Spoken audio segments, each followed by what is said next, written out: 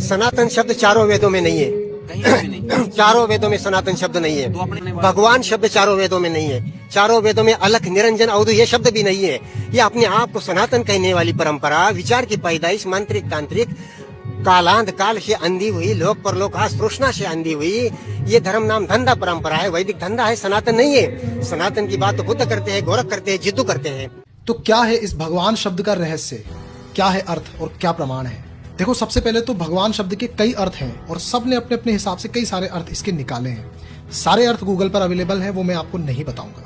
समझना यह है कि भगवान शब्द बना कैसे, कहां से आया और उसके आर्कियोलॉजिकल एविडेंसेस क्या है। तो दोस्तों, दरअसल समण संस्कृति के समय पाली भाषा में भगवा शब्द का ही विकसित रूप है भगवान, और समण संस्कृति में इस भगवा शब्द का अर्थ है भग रागो, भग दोषो और भग मोहो, यानी जो राग द्वेष और मोह को भंग कर दे, उसे नष्ट कर दे, उसे छोड़ दे, उसे त्याग दे, उसे कहा जाता था भगवा।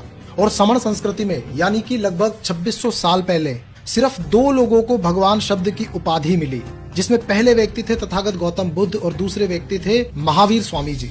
दोनों के नाम भगवान बुद्ध और भगवान महावीर पुकारे जाते हैं, क्योंकि इन 2 महापुरुषों ने अपने अंदर के राग द्वेष और अपने अंदर के विकारों को नष्ट कर दिया था, इसीलिए इन्हें भगवा और फिर भगवान कहा गया।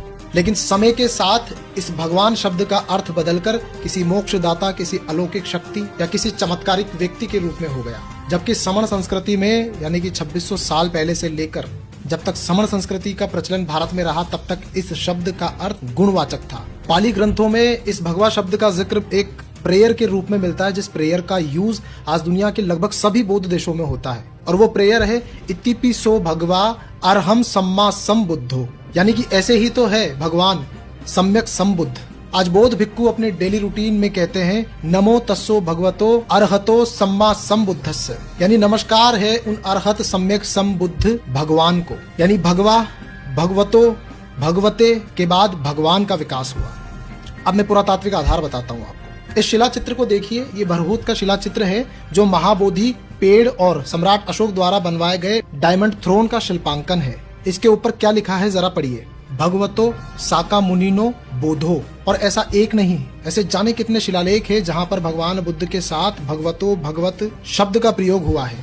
भरहूत पर 5 पूर्व बुद्धों के नाम मिले हैं, उनमें सब में भगवतों का जिक्र मिला है। यानी अगर आपको किसी भी शब्द का सही अर्थ समझना है तो आपको उस शब्द का विकास समझना होगा और वो किस भाषा से आ रहा है, उसके छोटे छोटे टुकड़े करने पड़ेंगे, तब आप उस शब्द का सही अर्थ समझ पाएंगे। वीडियो इन्फॉर्मेटिव लगा हो तो इसे शेयर करना बिल्कुल ना भूलें।